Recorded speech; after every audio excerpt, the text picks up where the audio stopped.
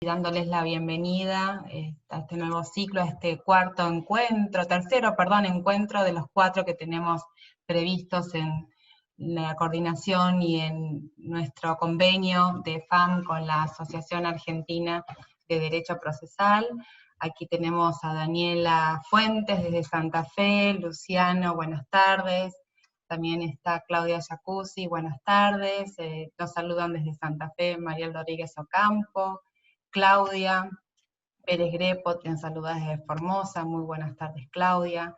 Sandra, sí que es Sandra Dre, defensora pública civil de la ciudad de Gualeguaychú, bienvenida. La doctora Romina Escaglia, también de aquí de Rosario. Buenas tardes María Belén Vignani, y la verdad es que tenemos muchísimos más saludos, también desde Corrientes, el doctor José Ledesma. Machi, mientras te van presentando, te dejo entonces habilitado para que puedas dar comienzo a este ciclo a cargo del doctor Salgado. Hola, buenas tardes, ¿cómo están ustedes? Buenas tardes a todas y a todos. Bueno, como bien lo dijo Vale, estamos en el tercer encuentro dentro del convenio con la Asociación Argentina de Derecho Procesal, y hoy tenemos el gusto de recibir en nuestra casa a José María Salgado. José María Salgado, él es el vicepresidente de la Asociación Argentina de Derecho Procesal. Además es profesor de Derecho Procesal Civil y Comercial en la UBA, es profesor adjunto y es profesor titular de la Universidad Nacional de José C. Paz. Él, en su función actual, es secretario de la Cámara Nacional de Apelaciones en lo Civil. Y José María nos va a hablar de un tema sumamente interesante, que es el tema de la tutela preventiva. Un poco conversando con él, yo le decía, mira, más o menos cómo lo pensáis encarar, y la verdad es que me pareció que va a ser muy, muy rica esta charla, porque él va a encarar todo lo que es la tutela preventiva, todo lo que es la tutela preventiva, no solo con las herramientas procesales, porque nos va a hablar de todas las herramientas procesales, sino también nos va a hablar de lo que es la legislación de fondo, de lo que es el Código Civil y toda la normativa del Código Civil para que nosotros la podamos aplicar, porque escuchamos de muchas herramientas, pero en definitiva no siempre sabemos por dónde va. Les quería decir que este convenio, y no solo este convenio, sino todas las charlas con que habitualmente nosotros desde FAN estamos trabajando, responde a un ciclo de capacitaciones que nosotros hemos asumido desde nuestra conducción, en la creencia o en la convicción de que la capacitación es una obligación que nosotros tenemos como magistrados y como funcionarios. Así que bienvenidos a este espacio. Va a hablar José María un rato y después va a quedar abierta la posibilidad que le hagamos un par de preguntas. Así que prepárate José, porque veo que acá las chicas y los chicos que están con muchas ganas de hacer preguntas, así que los dejo con él. Y espero que sea de mucho provecho este espacio.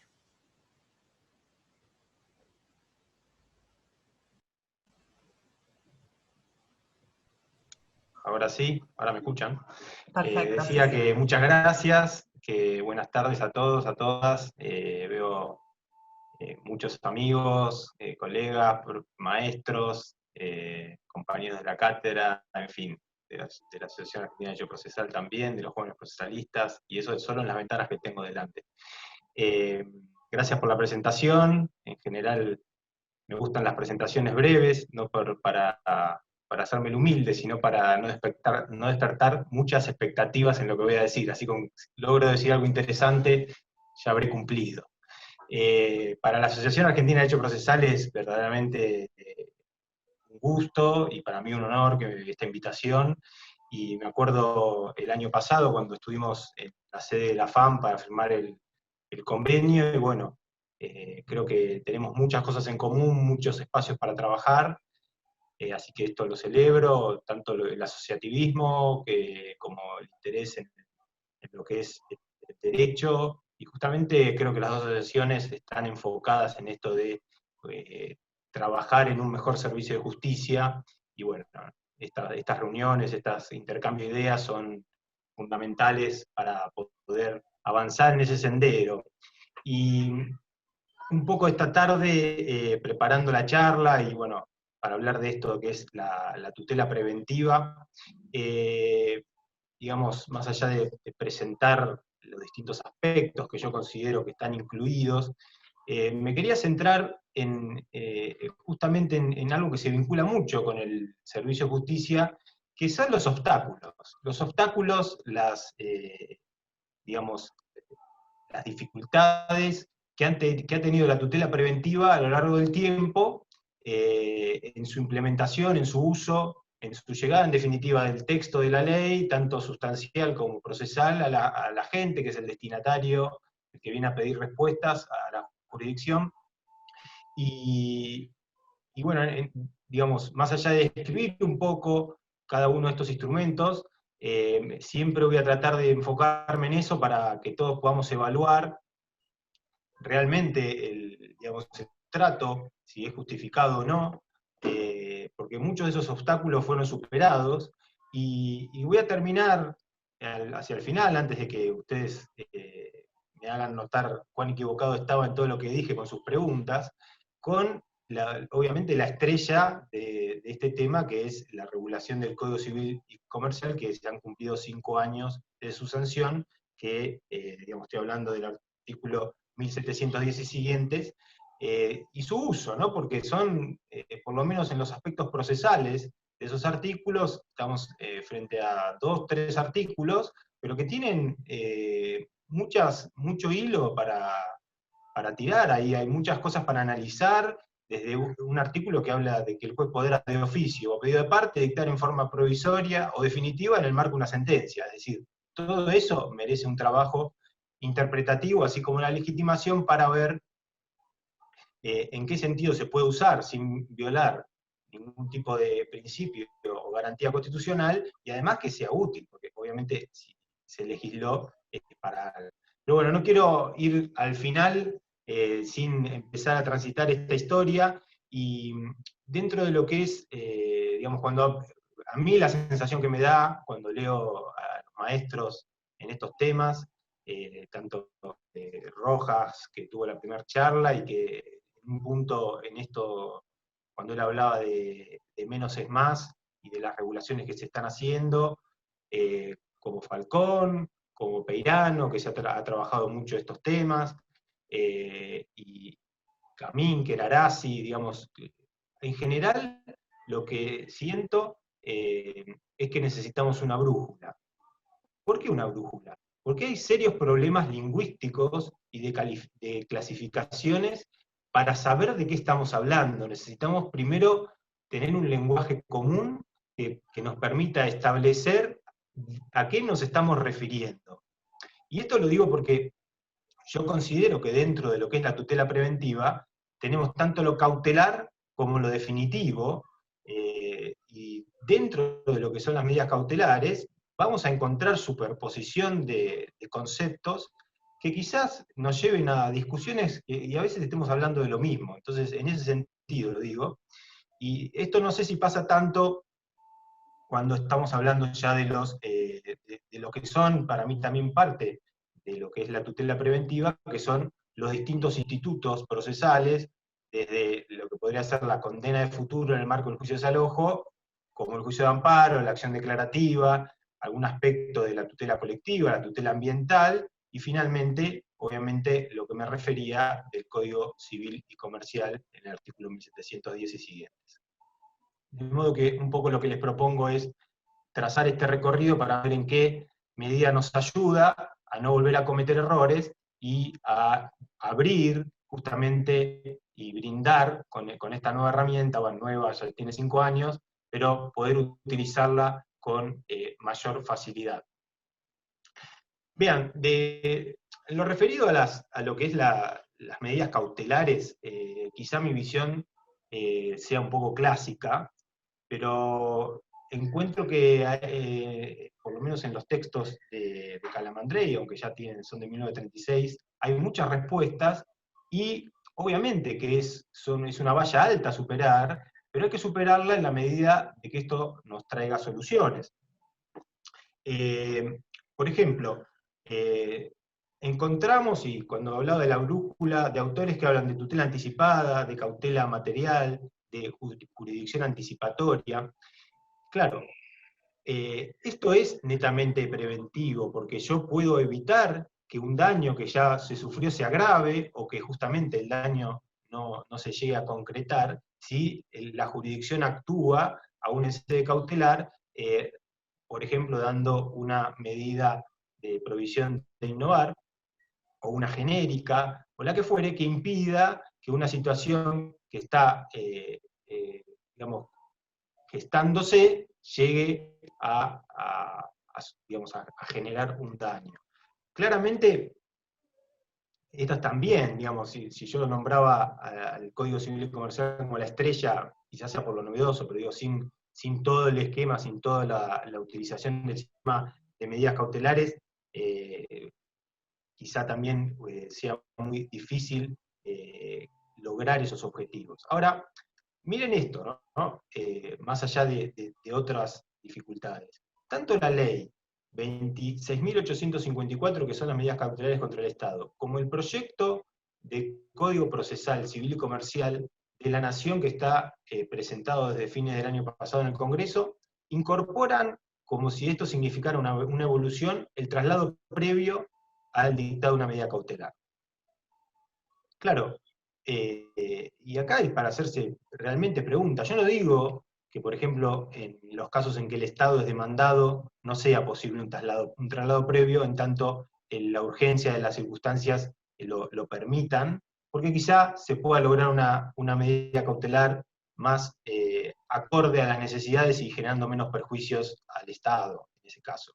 O que en otros casos, pienso en derecho a la salud, o pienso en otros conflictos habituales, en los cuales el demandado no se va a poder sustraer del cumplimiento de la medida, y el derecho que está en juego no es sumamente urgente, admite un pequeño traslado, esto no se puede hacer, a los efectos solo de mejorar la medida que el juez pueda llegar a ordenar.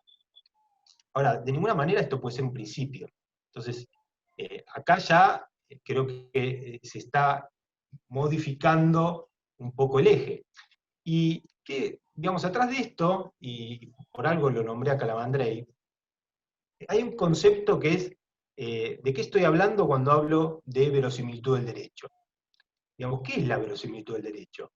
Es la posibilidad de que el juez verifique que el relato o el planteo del actor tiene algún tipo de grado de prueba, de concreción, digamos, de reconocerle esta veracidad, aunque sea provisorio, pero siempre con algún grado de probabilidad, o es simplemente creer en que el relato que el actor está haciendo, digamos, tiene, por la secuencia normal de las cosas, tiene visos de ser real, y además, si no interviene la jurisdicción por la urgencia, ese relato y ese derecho que está en juego se pueda malograr. Es decir, cuando hablamos de verosimilitud, estamos hablando de convalidación, aunque sea provisoria, de un relato, o estamos hablando de creencia de un relato del actor.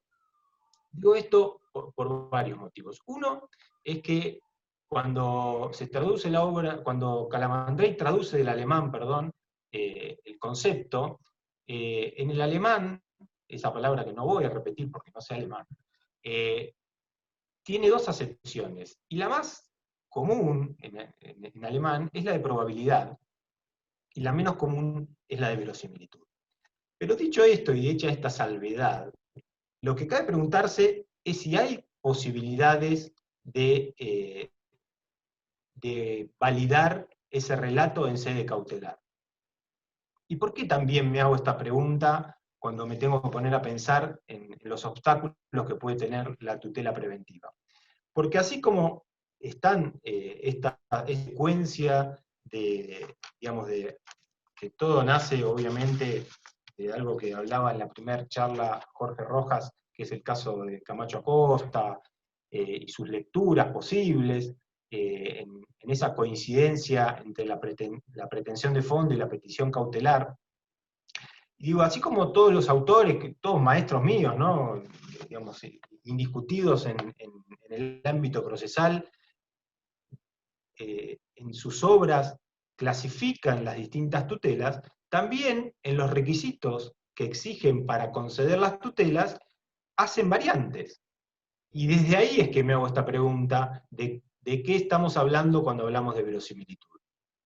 Por ejemplo, la medida cautelar clásica, esto lo sabemos todos, verosimilitud en el derecho y peligro en la demora son los recaudos usuales y la contracautela para otorgarlos. Pero cuando hablan de medida innovativa, y tomo dos autores por tomar dos, y esto sucede con casi todos, cuando hablan de medida innovativa, hablan de verosimilitud del derecho e irreparabilidad del perjuicio. Cuando hablan de anticipación de tutela, refieren a la certeza suficiente y al peligro en la frustración del derecho. Finalmente, cuando hablan de la medida autosatisfactiva o de satisfacción inmediata, hablan de la evidencia y del peligro en la frustración del derecho. Visto así, y pensado de esta manera, pareciera que, por ejemplo, el recaudo de verosimilitud se va agravando conforme la cercanía que tiene la medida cautelar con el derecho pedido en el proceso, y que evidentemente estaríamos frente hacia escalones que se acercan más a la verdad, es decir, a la comprobación del relato en sede cautelar.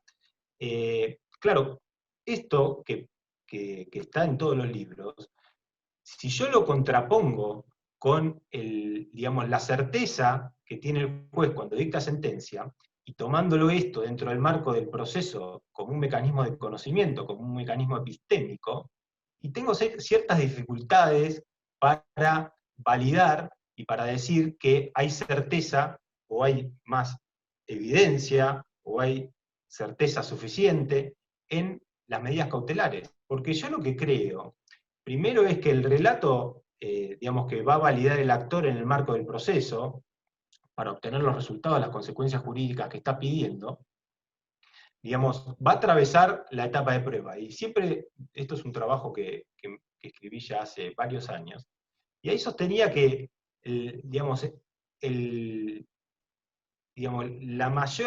mayor parámetro de validación que tiene ese relato del actor en el marco del proceso no son solo las pruebas, sino que es el relato contrapuesto del demandado. Una vez que esto sucede, y que esto se apoya en las distintas fuentes de prueba, el juez a lo sumo, cuando va a dictar sentencia, tiene la certeza de que la hipótesis prevaleciente es la que va a guiar la decisión. Porque de todas las hipótesis es la que mayor apoyatura tiene en las pruebas producidas y en el confronte de estos relatos. Con lo cual, si yo pienso en eso, ¿cómo voy a decir que en sede cautelar hay certeza y menos evidencia? Porque siempre necesitamos contraponer relatos para, en definitiva, establecer cuál es digamos, la versión final o la versión que va a tener ese juez, más allá de que haya revisiones, para definir la controversia. En este sentido, y volviendo para atrás y volviendo a las ideas de Calamandrei, y les puedo, a los que les interese este tema, después presentar mi trabajo, y hay un trabajo de Leandro Giannini que va a hablar dentro de 2 días aquí, que nos tocó estar en el mismo panel, y él llegó a otra conclusión. Yo creo que la verosimilitud es la creencia. No hay grados de validación en sede cautelar.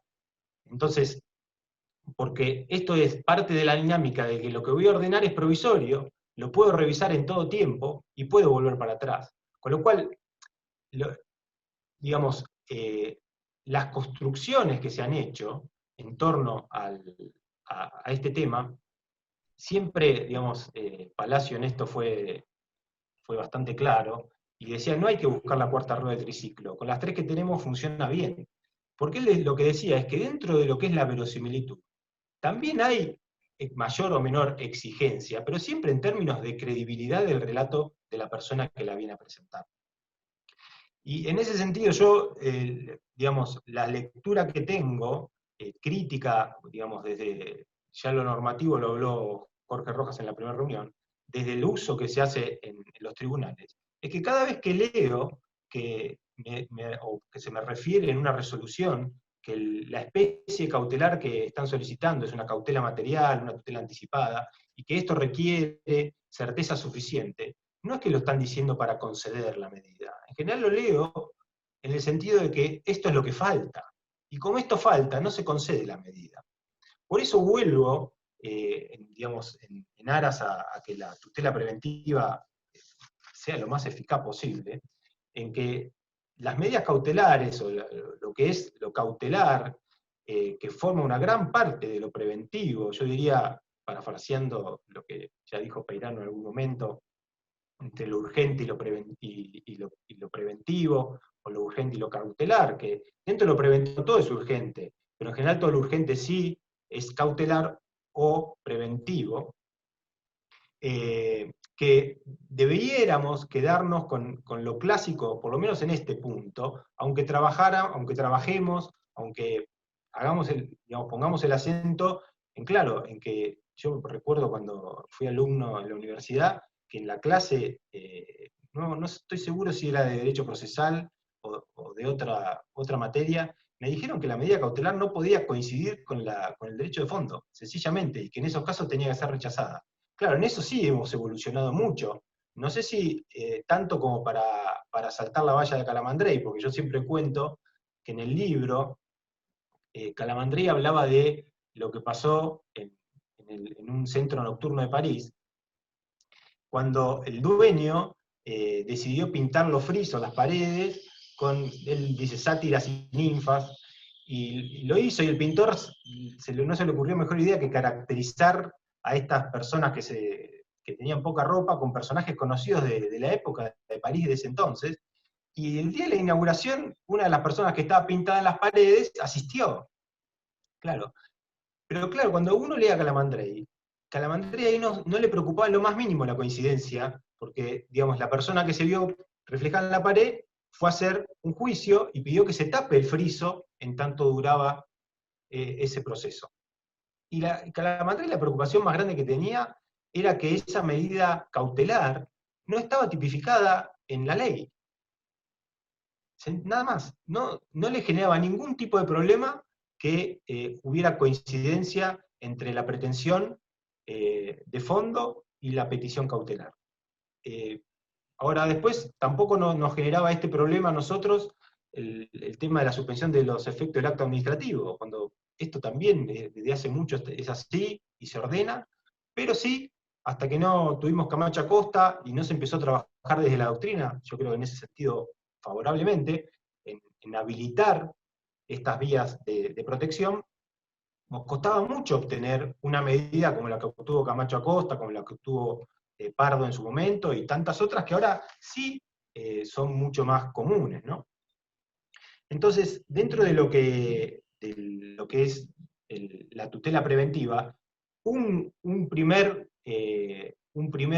conjunto de instrumentos son las medidas cautelares en general, con estas salvedades que yo encuentro, con estos obstáculos que se presentan también a nivel legislativo, que también son interpretables, ¿no? Pero incluso el traslado previo es algo que es posible, pero siempre, digamos, lo pensaría con este criterio, porque insisto, las clasificaciones a veces nos llevan a pensar que algo más debe pedirse, y en general atrás de eso no hay nada, porque si hay certeza, insisto, es la certeza necesaria para dictar la sentencia. Y dentro de este cuadro, pasando a los instrumentos que no son provisorios, sino definitivos,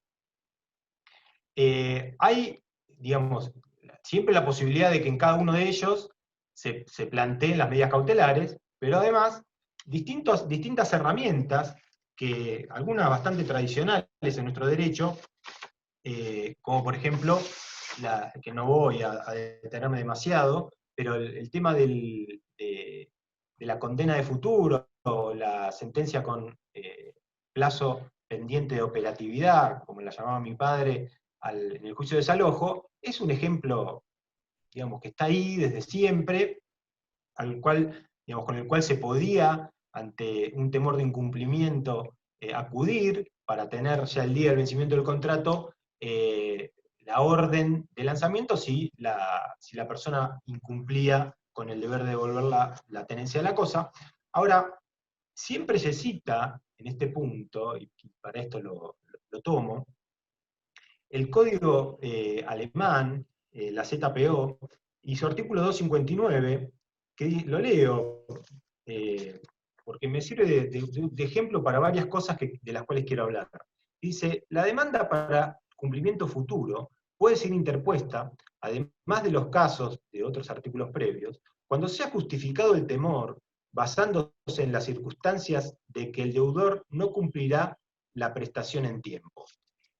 Claro, y antes de empezar esta charla, y hablando de la temática a la cual iba a abordar, la pregunta que yo me hacía, y me la voy a formar de vuelta en la acción declarativa, cuando ahora brevemente me refiero a ello, inclusive la tutela preventiva, es en qué medida estas normas son necesarias.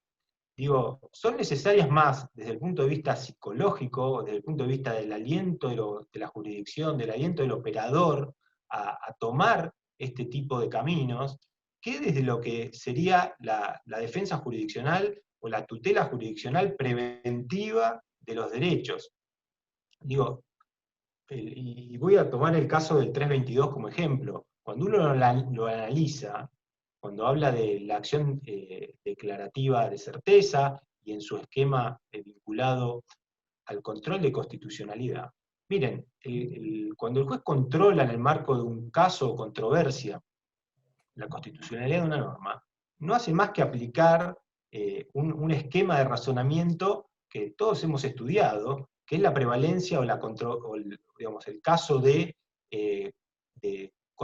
contradicción entre dos normas. Esa contradicción puede ser de normas anterior y posterior, de norma general y especial, y en el caso del control de constitucionalidad, de norma superior y norma inferior. Entonces el juez lo que está resolviendo es la aplicación al caso y la contradicción que el actor alega de una norma inferior contra una norma superior.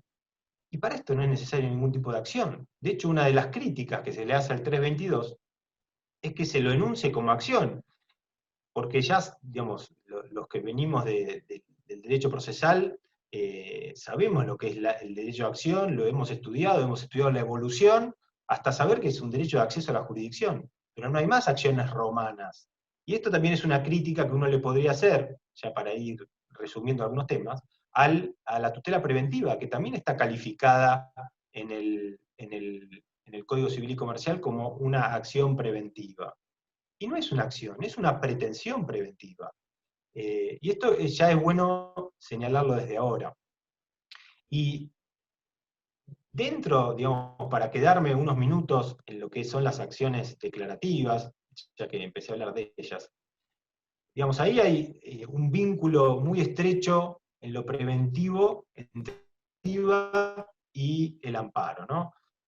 ¿Por qué? Porque digamos, los primeros amparos, que iban montados también en algo, digamos, en un esquema de proceso urgente, pero no preventivo, que era el habeas corpus, dentro del esquema del proceso de amparo se insertaba un amparo, o sea, necesidad de tutela urgente, rápida, expedita, ante una arbitrariedad, ilegalidad manifiesta o contra una omisión de ese tenor, la pretensión declarativa en ese marco.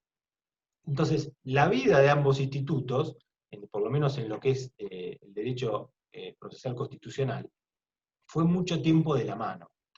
Y fíjense en uno y en otro, que los podemos analizar en conjunto, el recorrido lleno de obstáculos de los dos y la realidad actual, sobre todo del amparo, como un instrumento que cuando lleva en sí la pretensión preventiva, es también dentro de este marco una tutela preventiva.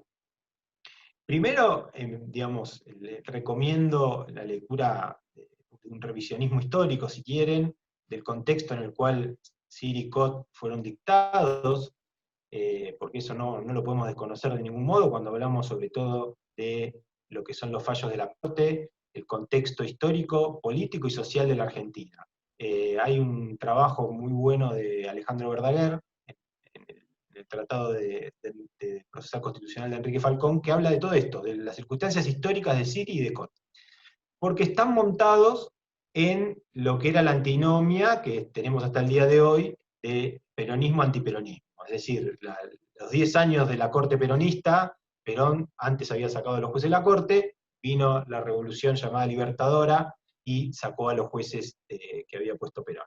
Y Siri y Cot fueron dictados por esa corte en circunstancias bastante especiales, de las cuales no me voy a hacer cargo en esta charla, pero sí recomiendo esa lectura porque en general todos hemos aprendido que Siri y Cot es el florecimiento de las garantías y más allá de que esa sea quizá la herencia que recibimos con la legislación o con la regulación del amparo, no fue la idea que se tuvo cuando se dictaron esos fallos. Y además, para demostrar un poquito esta tendencia, fíjense que la jurisprudencia de la Corte, posterior a Siri y Cot, hasta el dictado de la ley del desamparo, o la 16986, fue totalmente negatoria de cualquier petición de amparo, justamente. Y de hecho, la ley 16986, otro obstáculo que está vigente hasta la actualidad, recogió toda esa jurisprudencia. De hecho, esto de la imposibilidad de cuestionar la constitucionalidad de los actos o las leyes en el marco del amparo, surge de la propia jurisprudencia de la Corte y es receptada por la ley. Y hoy, mal que nos pese a todos, un obstáculo para el amparo es la regulación. Tanto a nivel de amparo contra actos u omisiones de autoridad pública como el amparo entre particulares. No hemos hecho cargo de esto y lo tenemos regulado por un gobierno de facto, la ley 16986, que la verdad no veo por qué todavía la tenemos que mantener, de lo que queda de esa ley, y el amparo entre particulares regulado, por lo menos en las provincias quizá con mejor suerte, la Ciudad de Buenos Aires también, pero en el ámbito nacional, dentro de lo que es el proceso sumarísimo. Fíjense ustedes que la contradicción evidente de decir que el amparo procede ante actos o omisiones de arbitrariedad y legalidad manifiesta, y tener que celebrar una audiencia preliminar para fijar. Eso es también un llamado de atención. Ahí me cerraron el micrófono. Luego, la historia, tanto del amparo como de la acción declarativa, tiene mucho que ver con el advenimiento de la democracia. No había posibilidades de control de constitucionalidad, que justamente es la acción preventiva en el marco del amparo, hasta que no llegó la democracia. Peralta, que es el fallo, más allá que hubo un caso Oulton perdido allá por los años 60, hasta Peralta, que es de los años 90, principios de los 90, no se podía hacer esto, y justamente la acción declarativa de inconstitucionalidad y la acción declarativa en sí misma va siguiendo a esta historia, y yo, digamos, primero con una redacción del 322, que también, una historia detrás de eso, pero ustedes la leen hoy, y habla digamos, un error de redacción evidente. Dice, podrá deducirse la acción que tiende a obtener una sentencia meramente declarativa, hasta ahí sin problemas, para hacer cesar un estado de incertidumbre sobre la existencia, alcance o modalidades de una relación jurídica, hasta ahí perfecto, siempre que esta falta de certeza pudiera potenciar un perjuicio o lesión actual. Y ahí nos miramos todos, porque no sabemos qué quiere decir pudiera y actual. Pudiera y actual. O es pudiera o es actual. Claro, esto yo siempre digo, no es que ni Palacio y los otros redactores no supieran escribir, y tampoco esto se me ocurrió a mí, digo, esta objeción. Los propios redactores reconocieron que era un error. Y era un error que se daba en 1967, cuando esto se redacta, por el temor a que el código no saliera o no fuera sancionado, porque con este artículo decían, podía aparecer la acción directa de control de constitucionalidad. Vaya si hay una acción preventiva como esa. que en Argentina, obviamente, dentro de lo que es el sistema de control de constitucionalidad, no tenemos ese tipo de mecanismos, y muchas veces faltan, y muchas veces la Corte opera y controla la constitucionalidad de la norma, más, digamos, si bien te pide un caso o controversia, lo hace excediéndose de los límites del caso, y lo ha hecho en innumerable cantidad de oportunidades. Les puedo citar, por ejemplo, los casos Rosa, Uriarte, en tema de subrogancia de jueces, dado, digamos, el auditorio que me está escuchando, para decir que lo hizo en un caso y se aplicó a todos los otros casos, digamos, en donde había jueces subrogantes. Y así tenemos pilas y pilas de fallos digamos, donde la Corte trabaja de ese modo. Pero no explica bien por qué, ni cómo lo hace, ni cuáles son los alcances.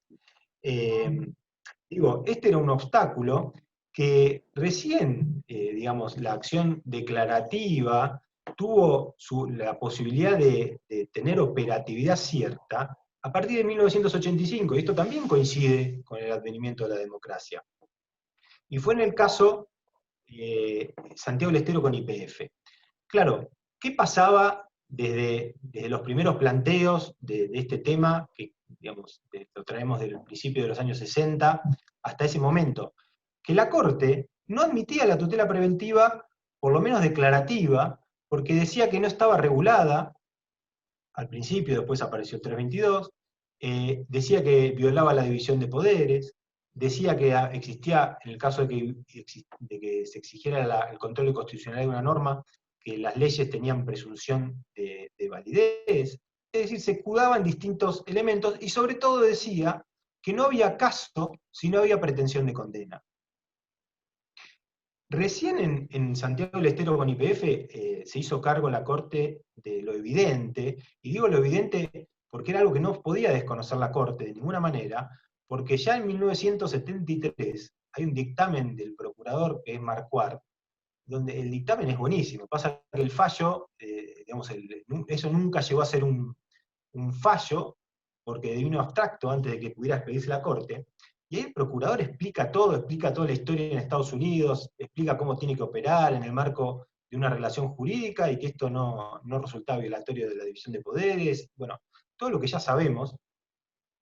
Y entonces, digamos, se hace cargo de lo evidente en 1985, decía la Corte, y deja de lado, o sea, admite que se puede ejercer esta pretensión declarativa en el marco de una causa o controversia, y que no es necesaria la pretensión de condena, y que puede de esa manera despejar el estado de incertidumbre que genera la norma, que el actor dice que es inconstitucional. Digamos, hay toda una historia muy larga ahí atrás, y le dice que tiene que probar la existencia de un acto en ciernes. Y acá viene digamos, lo que pasa para hoy, y la dificultad que tenemos hoy con la acción declarativa. El concepto de acto en ciernes, que aparece en los fallos de la Corte, en este caso donde se deja lo anterior y supuestamente pasamos a lo nuevo, es usado hoy en día como el elemento de cierre de las pretensiones declarativas. Pueden leer los últimos fallos recientes de la Corte Federal, Festival de Doma y Folclore, o el caso Barrick, en donde le exigen al que va a hacer una pretensión declarativa de inconstitucionalidad, que tenga un acto administrativo en ciernes para que pueda operar el mecanismo declarativo. Hay fallos disidentes, minoritarios, en el último Barrick creo que era Rosenkrantz y Hayton, y yo creo que es la llave con la cual están ocluyendo el acceso a la justicia en este tipo de planteos. Y que justo coincide con el cambio de doctrina de Santiago del Estero con YPF. Digo, basta, en mi criterio, con que existe una norma que se pueda aplicar a una relación jurídica de la cual yo soy titular, aunque no se haya aplicado todavía, para que yo pueda acceder a ese control de constitucionalidad. No necesito que haya un acto en ciernes, porque el acto en ciernes lo que me expone es a que se me genere el daño. Y yo justamente lo que quiero lograr es prevenir ese daño con la declaración de certeza. Pero bueno, esta es la discusión actual, es una discusión que venimos arrastrando, y que digamos, no sé si los votos minoritarios van a pasar a ser mayoritarios, o se podrá establecer de alguna otra manera, pero evidentemente, digamos, lo que se está utilizando, así como a veces se utilizaba la legitimación para hacerlo, en este caso se sigue utilizando este concepto de caso, porque en definitiva, si no hay acto en ciernes, lo que me están diciendo es que no tengo caso. Y estamos volviendo al principio de la historia. Bien, resumiendo estos dos institutos, el amparo y la acción declarativa, entonces, para pasar a lo que sigue, tenemos grandes deudas todavía para que operen de modo preventivo y eficaz. El amparo, además de todo lo que ya dije, en el último ciclo, digamos, la última vuelta, después de la reforma constitucional, fue la ordinarización del amparo.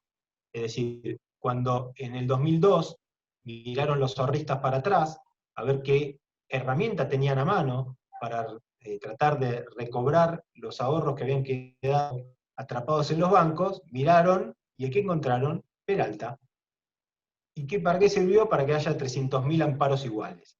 Y el otro día en una clase recordaba que una frase que decía mi padre, que había sido juez, y decía, cuando la pila del amparo es tan alta como la pila del ordinario, no hay juicio rápido, no hay juicio eficaz. Y esta es la realidad del amparo hoy.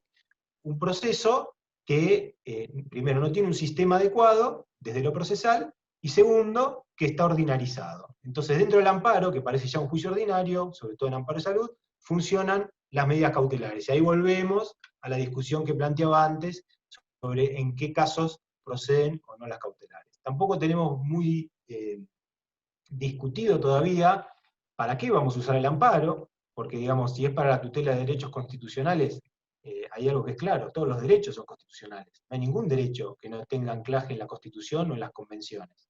De modo que todavía tenemos que ponernos de acuerdo, y esto creo que es un rol que para que esto funcione, lo tienen que asumir los jueces, porque en definitiva el abogado va a buscar lo que sea más útil para su cliente, lo más rápido, lo más eficaz.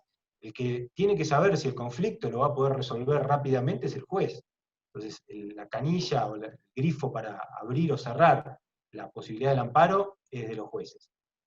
Y claro, a la par de este mal funcionamiento de esta herramienta, que supuestamente la Constitución nos dice que tiene que ser la más rápida y eficaz, porque está en el artículo 43, fueron proliferando y atomizándose otro tipo de mecanismos con mejor o peor suerte, claro, todo con una idea general, que es la efectividad del proceso para brindar respuesta a los derechos que son conculcados. Hay que preguntarnos sobre la eficacia sistémica de todo esto.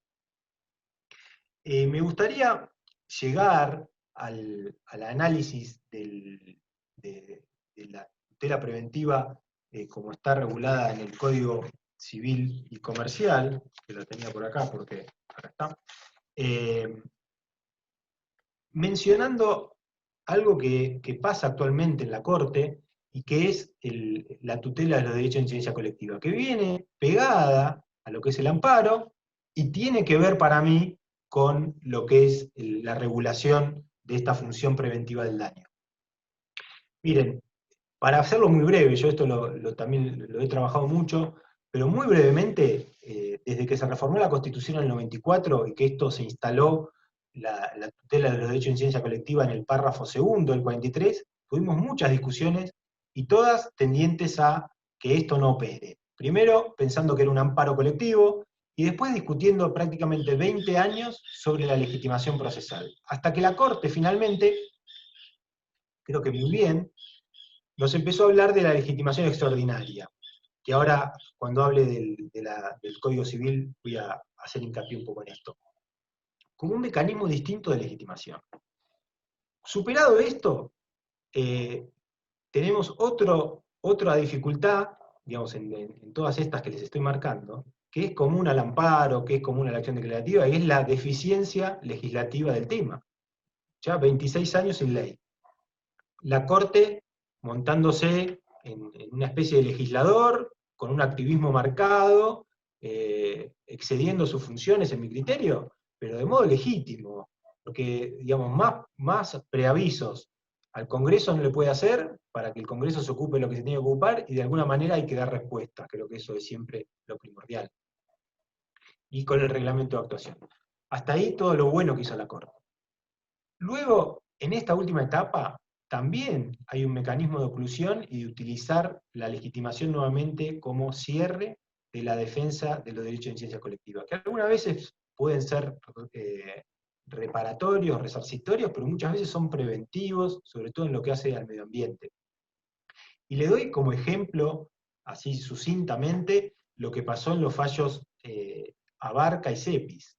Creo que ahí está la nota más clara de una nueva tendencia a recortar los conflictos que pueden llegar a ser tutelados por estos mecanismos. Primero, creo yo, al pensar que se podía dividir la clase en la sentencia, en el caso Cepis, diciendo que eran usuarios residenciales y no residenciales, eso fue totalmente sorpresivo. Además, pensando que eran derechos individuales homogéneos, cuando creo yo que la tarifa eléctrica era una sola, y si hay nulidad de la tarifa, cae todo el cuadro tarifario, no cae una parte. Pero además de todo esto, que después se agravó en Abarca, este criterio de que si está garantizado el acceso individual a la jurisdicción, no hay posibilidad de ejercicio colectivo. Que es parte de esta llave que es casi política para decirnos en qué momento se abre o se cierra la legitimación. Y si leen Abarca, van a ver que esto que estoy diciendo, en Abarca lo pueden leer como la Corte tratando de tachar a todos los legitimados, y cuando encuentra al último, que es un club social y deportivo, se lo manda al juez de primera instancia para que evalúe si estábamos ante un representante adecuado. Y les recuerdo esto que por ahí está pasando desapercibido. Cepis fue un fallo definitivo. Abarca era una medida cautelar, con lo cual la verosimilitud de ese derecho ante la ausencia de la audiencia previa para el aumento de la tarifa era evidente. Me vuelvo a desdecir yo de lo que dije al principio, pero que era evidente, digamos, era como una alta verosimilitud para no meter la pata en lo mismo que yo estoy diciendo. Y sin embargo no prosperó. Digamos, y esto lo traigo a colación, porque me han hecho pensar mucho para preparar esta charla y para preparar una charla que tuvimos también el viernes sobre tutela preventiva, sobre estos artículos del Código Civil y Comercial y cómo deben ser interpretados, porque creo que ahí se nos va a ir también un poco la vida de estos artículos, ¿no? Primero la crítica que ya le hice al concepto de acción, porque habla el artículo 17.11 de la acción preventiva, no voy a volver sobre eso, pero fíjense que hay dos artículos, el 1712 y el 1713, que ocupan centralmente lo que es la mirada procesalística del tema, que es lo que yo por ahí les puedo aportar algo que les pueda servir. Pero claro, el 1712, que dice, están legitimados para reclamar quienes acreditan un interés razonable en la prevención del daño, recordemos que esto es para prevenir la concreción del daño o para impedir el agravamiento de un daño, y que demostrar, según dice el artículo 17.11, la existencia de ninguna atribución, porque es algo que todavía no sucedió. Pero si leemos, digamos, el punto del artículo 1712 es quienes acrediten un interés razonable. Eso es lo que a mí le soy honesto, me desvela, y en este punto lo que quiero explicar es esa legitimación extraordinaria de la cual hablé recién, y leerlo en consonancia con el 1710, porque acuérdense que el 1710, digamos, 2 artículos antes, nos dice: toda persona tiene el deber, en cuanto ella dependa de, y dice A, evitar causar un daño no justificado, B, adoptar de buena fe y conforme a las circunstancias las medidas razonables para evitar que se produzca el daño. Entonces mi pregunta es, en el primer aspecto que quiero analizar, ¿cómo tenemos que leer la legitimación? Es decir, ¿quién sabe este interés razonable qué quiere decir? ¿El juez se puede poner en los zapatos de la persona que viene a pedir para saber cuál es ese interés razonable? ¿A qué apunta la tutela preventiva? Y esto lo charlaba antes de empezar hoy, porque digamos, es un artículo que está inserto en un código, que es un código que se dedica en el 99% de los artículos a regular derechos individuales. Y no se olviden que cuando este código se redactó, pasó por un tamiz del cual le seccionaron todo lo que eran los derechos de ciencia colectivos, difusos y colectivos, que estaban dentro de esta regulación. Quedó esto. Les pregunto, ¿ustedes consideran que el juez puede evaluar en cada caso cuál es el grado de interés que tiene la persona que viene, por ejemplo, a peticionar que cerquen, por ejemplo, recuerdo un caso de Gualberto Lucas Sosa, que fue señero en este tema en 1978, que cerque el perímetro de una tosquera para que no se caigan otro chico cuando ya se había caído uno y se había muerto? Hay un caso hace poco en Mercedes de fumigaciones, digamos, que terminan ordenando que en horarios a 1000 metros y en horario el día de que los chicos van a las escuelas no se fumigue con glifosato. ¿Quién es el interés razonable? Yo tengo que ser el padre de un niño que va a la escuela, puedo ser un maestro, puedo ser un vecino, puedo vivir más lejos de Mercedes. Vamos a empezar a discutir esto, porque esto me hace acordar mucho aquellas discusiones que había en los derechos de ciencia colectiva cuando hablaban de afectado, y la Corte decía que tiene o no tiene interés, y me remite mucho también a las discusiones del derecho administrativo, cuando hablaban del interés legítimo, el interés simple, y honestamente me pasa lo mismo que me pasaba, y que recién describía con los conceptos de certeza y verosimilitud y evidencia. No los puedo poner sobre la mesa, no puedo diferenciarlos. No puedo ver cuándo hay más o menos interés. Quizás sea porque el interés es del otro y no del juez. Y entonces, claro, pensando en estas charlas, tuve dos reflexiones. Una es la lectura o el molde bajo el cual hay que leer la legitimación de este artículo 17.12. Y yo creo que lo más aconsejable sería leerlo bajo el molde de la legitimación extraordinaria. Y es bastante sencillo, en definitiva, porque, digamos, siempre esto lo explico, digamos, para todos ustedes va a ser algo evidente, pero creo que hay que reflexionar alguna vez más. Digamos, cuando el juez tiene un problema de legitimación procesal, y cuando el problema de legitimación es de una legitimación ordinaria, es decir, el titular de la relación jurídica, de un lado y del otro, el que tiene el titular para reclamar y el titular para satisfacer la pretensión. ¿Qué hace el juez para resolverlo? Y mira quién está en el proceso de un lado y del otro, activo o pasivo, y va a investigar la relación jurídica. Y se fija si el titular del proceso es el titular de la relación jurídica. Si hay correlato, hay legitimación. Hay legitimación activa y legitimación pasiva.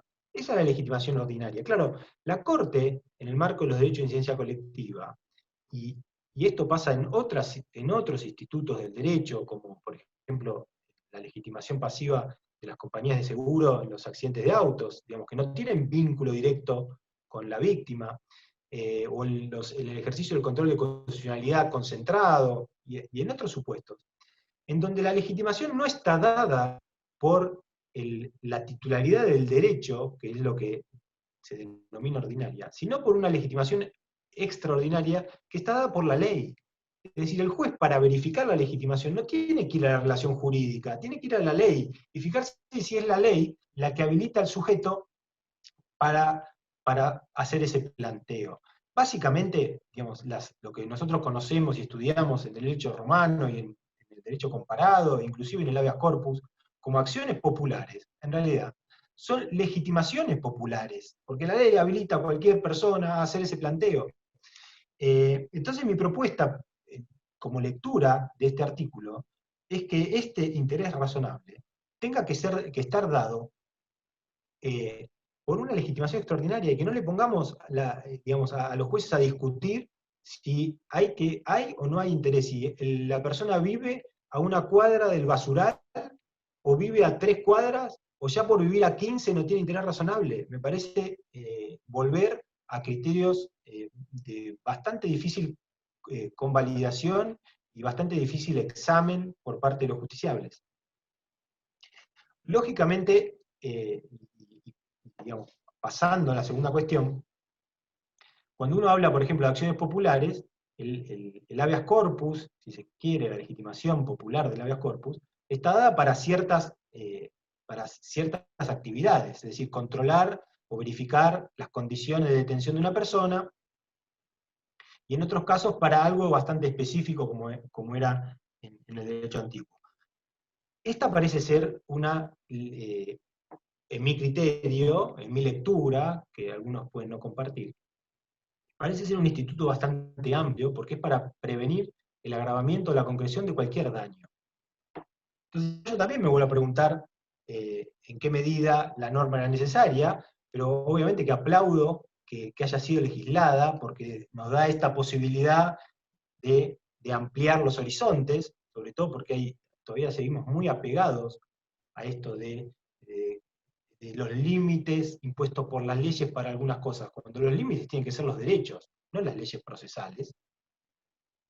Y al ser tan amplia, lo que me preguntaba yo es, dentro del marco de un código, como decía, que se ocupa al 99% de todos los derechos individuales de la persona desde que nace hasta que muere, las sucesiones, los derechos reales, las obligaciones, los contratos, tener esta norma digamos que tiene una perspectiva de que, por lo menos, si no coinciden con lo de la legitimación popular, tenemos que coincidir en que la legitimación es mucho más amplia de lo que el resto del código establece. Y yo digo, claro, para los otros derechos, cuando está el titular del derecho, y este quizás sea un límite, tiene otra norma de este mismo código para hacer el planteo que tenga que hacer, salvo que me digan que ese titular está impedido por alguna circunstancia específica, como por ejemplo pasa en el habeas corpus, que la persona está detenida y no puede hacer el planteo, por eso lo habilitamos a otra persona que lo haga. En cambio acá, esto, digamos, tenemos una regulación amplia, tendríamos que pensar desde la jurisdicción en algunos casos, cuando el planteo lo hace una persona en miras a un derecho individual, porque el titular de ese derecho no lo está haciendo, y lo hace alguien que tiene un interés razonable en esa defensa. Por eso, pensándolo desde este lugar, y pensándolo como una norma de bastante excepción en el marco de este código, les pregunto, porque es una pregunta que me empecé a hacer hace pocos días, si la norma no está más puesta para la tutela de derechos de incidencia colectiva. Pero derechos de incidencia colectiva, ¿desde qué lugar lo digo? Porque esta norma leída como la estamos leyendo sirve también para proteger el medio ambiente. Derechos de incidencia colectiva, ¿por qué? Porque no sabemos quién puede sufrir el daño que queremos prevenir. Es decir, yo a veces doy un ejemplo que es un caso de una persona en la ciudad de Buenos Aires que iba a cruzar la esquina, cruzar una calle, nada más, así de fácil. Y vino un colectivo que doblaba, siempre hacía el mismo recorrido, doblaba la esquina, como la calle era angosta, las ruedas de atrás se subían a la vereda y esta persona muere porque le agarran las dos ruedas de atrás.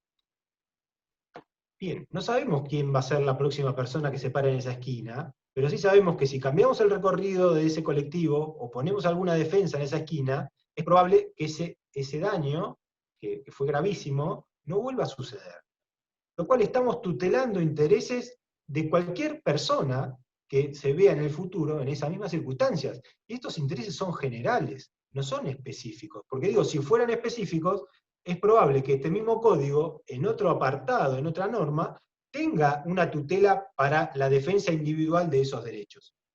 Entonces, mi lectura de la norma, para no seguir extendiéndome, y porque me falta todavía la última parte del 1713, es que es una legitimación extraordinaria, es decir, el juez debería ver que la norma es la que establece esto y no ir a sumergirse en la relación jurídica, porque primero no va a encontrar a la persona en la relación jurídica, porque además la relación jurídica probablemente todavía no exista, y segundo, porque hay que verificar ese interés razonable, que es algo bastante inasible para una persona externa al interesado.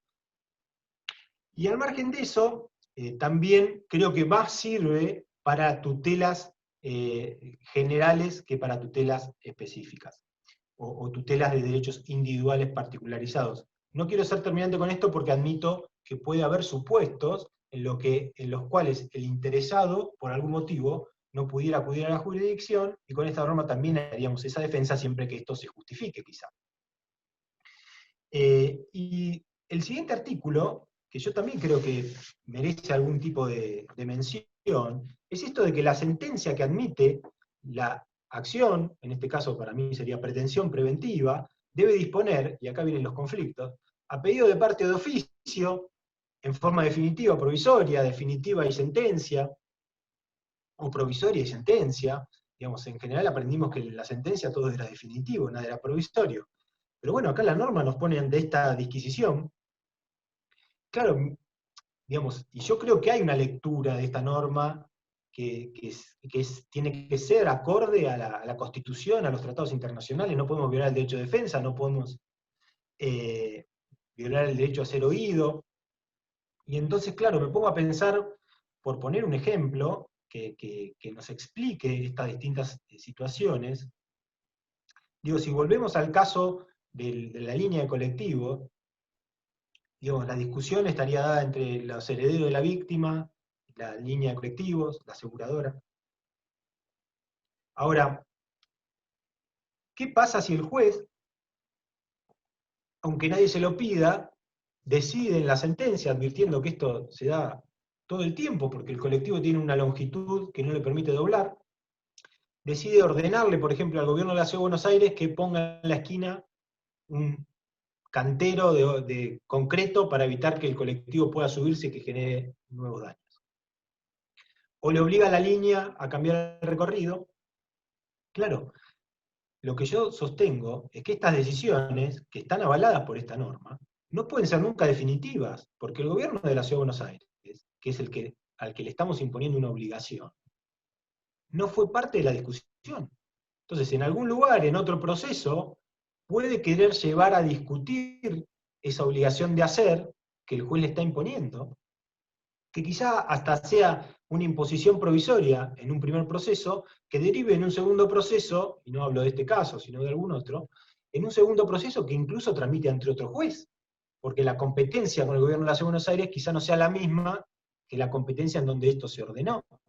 Entonces, creo que mi lectura, y una lectura que considero digamos, que puede avalar esta redacción, es esta, ¿no? Una norma que permite modular la actividad jurisdiccional, permite incluso que el juez de oficio determine determinadas conductas, de hacer, de no hacer o de dar, y que cuando se las imponga a terceros, o se las imponga a la parte, pero sin una discusión previa y de oficio, o a pedido de parte de un tercero, esto tenga que ser provisorio, para habilitar la discusión posterior. Que es lo mismo que pasa, si quieren volver al principio de la charla, con las medidas cautelares que podrían llegar a adquirir estabilidad cuando uno no quiere discutir. Y ahí yo cuento un caso de Google, de Yahoo, donde la persona lo único que quería era borrar del buscador un URL, y no quería daños, no quería eso, con eso estaba satisfecho. Entonces, si el demandado, que eran Google o Yahoo, no quería discutir, ¿por qué tenemos que volver con el esquema procesal de que hay que interponer la demanda en un plazo porque la medida cautelar va a caducar? No, tenemos que pensarlo de otro lugar. La respuesta es satisfacer pretensiones, tratar de generar menos conflictos. Y con ese tipo de legislación lo que hacemos es generar más conflictos.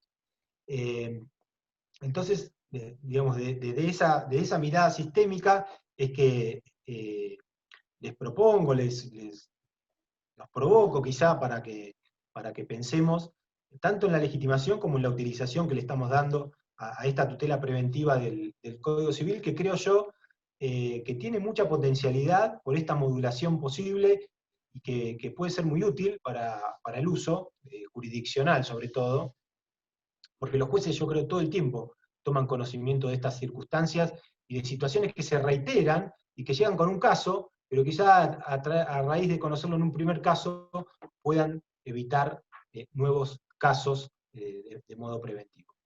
Bueno, un poco el paneo y la historia y la secuencia de dificultades que quería proponerles hoy, creo que la he cumplido. Obviamente que seguramente tendrán preguntas, y inclusive me harán saber cuán equivocado estoy en la mirada que tengo del tema, y creo que de ahí voy a aprender un poco para la próxima charla. Muchas gracias.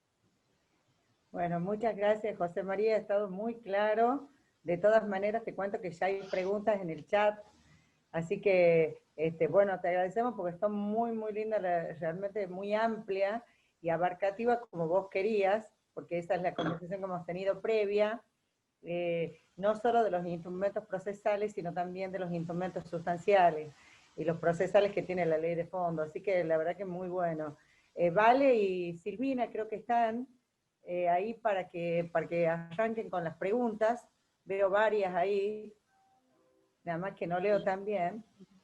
A ver, Vale o Silvina. Dale, ahora, bueno, felicitaciones, José María, gracias, Machi.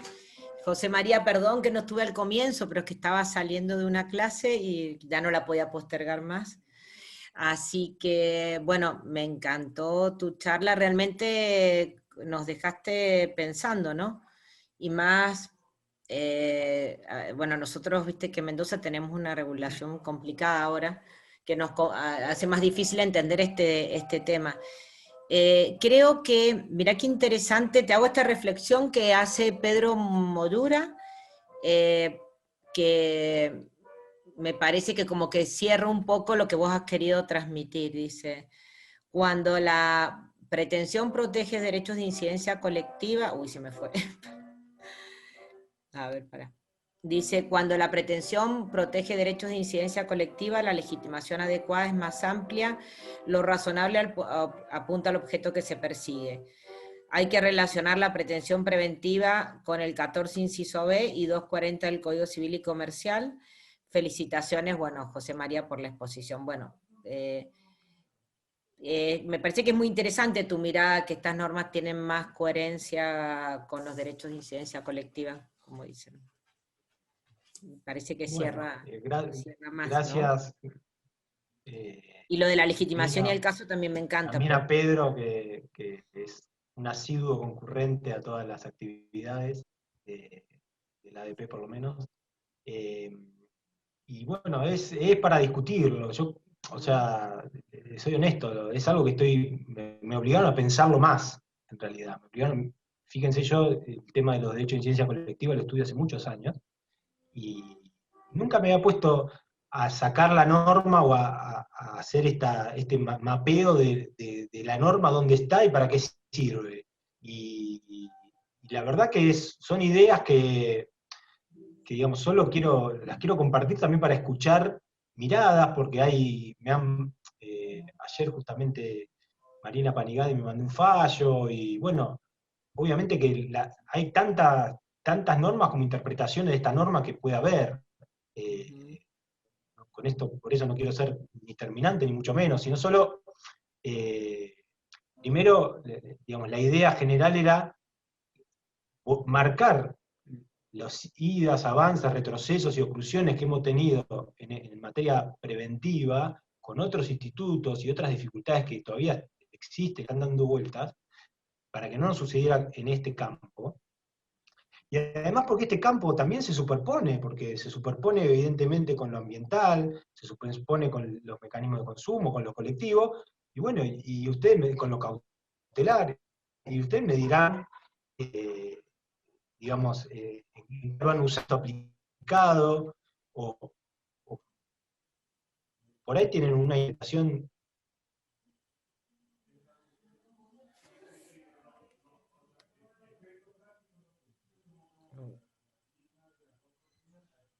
Me parece que el doctor Salgado quedó, ¿no es cierto?, ahí con un problema de conectividad. Vamos a ver si lo podemos solucionar, Silvina, con Franco. Sí. Sí, ahora lo conectamos porque tiene dobles banchas y creo que se iba a conectar en la... Ahí está. Ahí Franco lo está asistiendo a ver si se puede pasar de banda. Así que mientras tanto, si alguien quiere dejar una pregunta en el chat, lo podemos ir agendando y poniendo en las listas. A ver, yo ya te digo.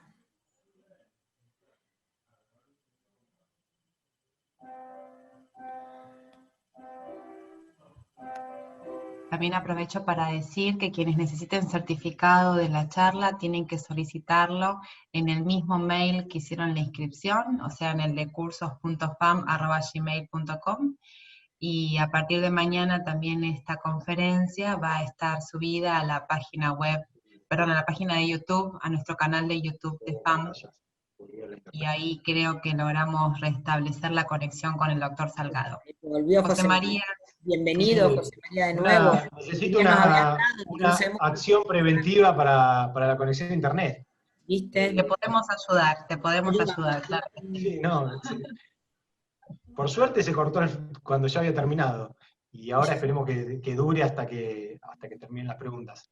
Decía que la Corte, con una interpretación del mismo artículo, cambió la extensión de la punibilidad en materia de aborto, por ejemplo.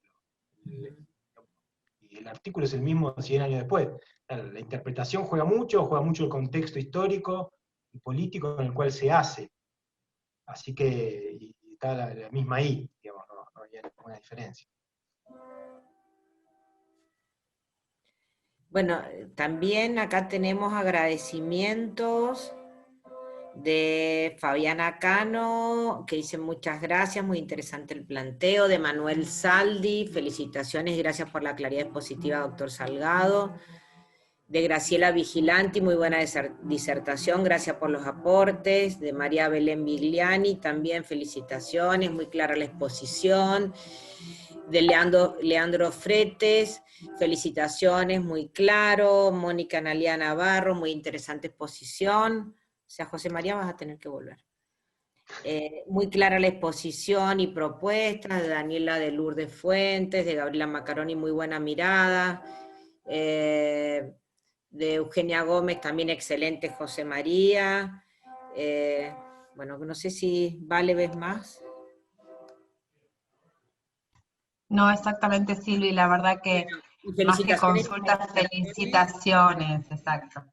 Sí. Sí. Creo que realmente tu planteo, creo que tiene mucho, es muy interesante porque yo se lo trato de explicar a mis alumnos de daños, que es una de las primeras cosas que uno explica en daños, la función preventiva, y cuesta explicar esos artículos, cuesta explicárselo a chicos, porque bueno, aparte que no tienen herramientas procesales, que quizás sea lo de menos, cuesta explicarle qué quieren decir todas esas palabras. Entonces me parece que tu planteo, que yo no lo he estudiado desde el punto de vista del derecho procesal, tiene color, y cuando vos le pones la palabra derechos de incidencia colectiva, me da la idea que se arma la interpretación más fácil.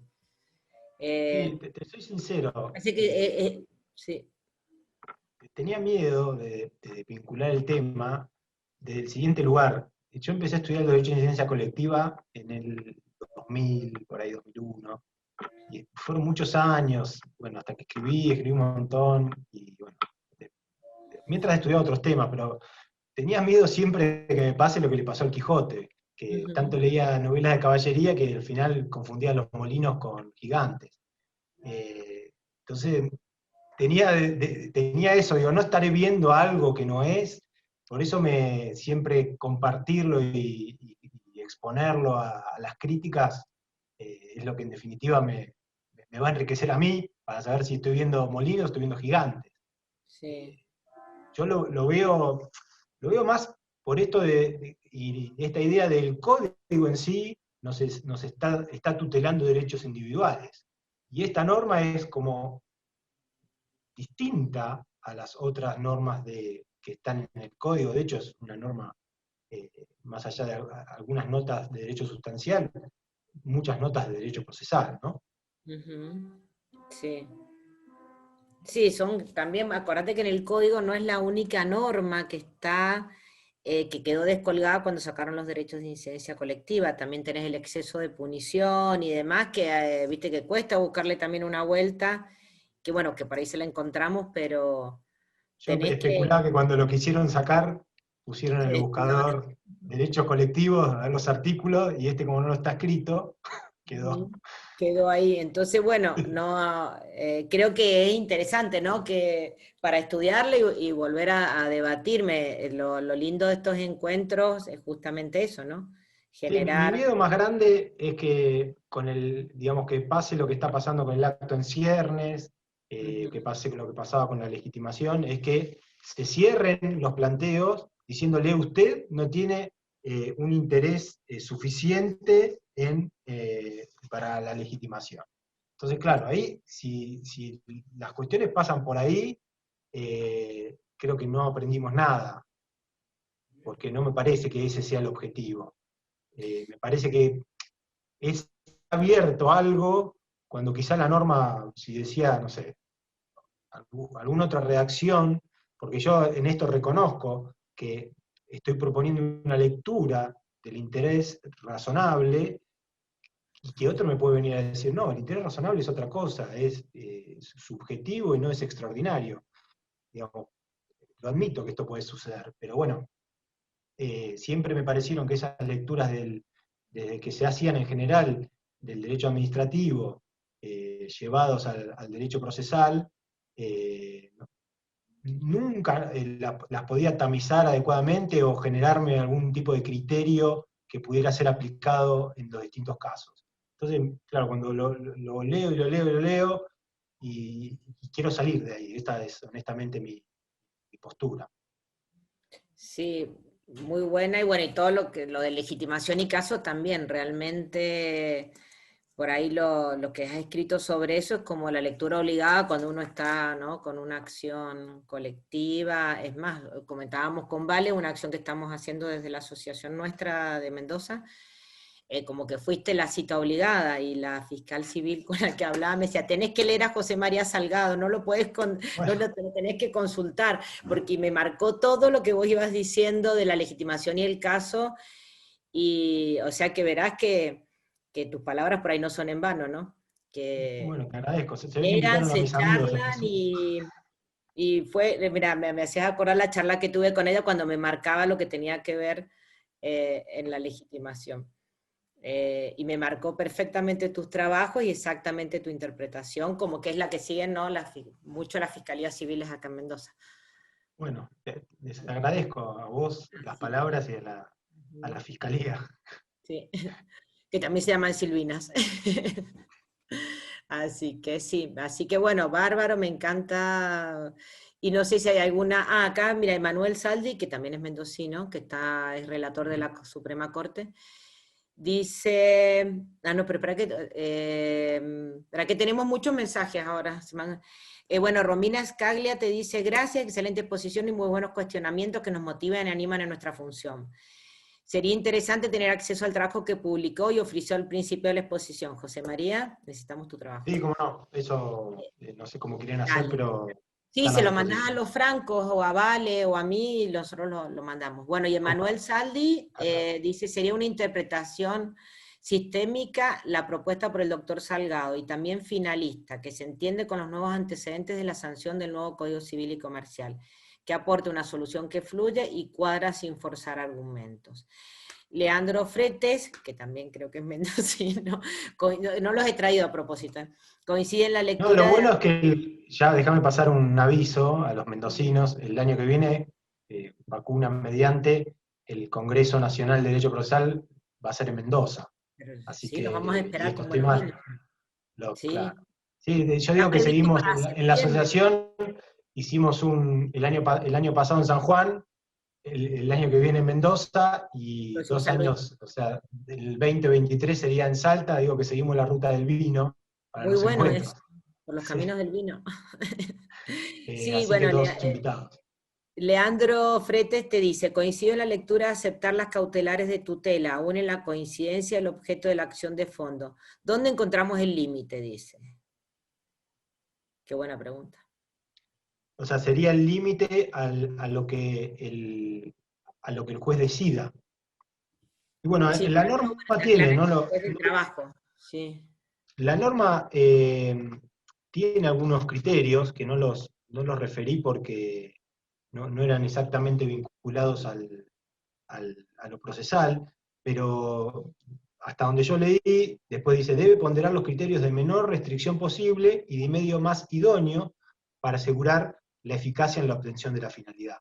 Diría que digamos, lo necesario para resguardar y para evitar que esto vuelva, o algo como lo que tenemos adelante, o ese daño que se puede llegar a concretar en el futuro, o que se puede agravar, o se agrave, o se concrete. O sea, lo mínimo necesario que uno piense que es suficiente para evitar que eso suceda. Creo que ese es un límite concreto, y después, obviamente,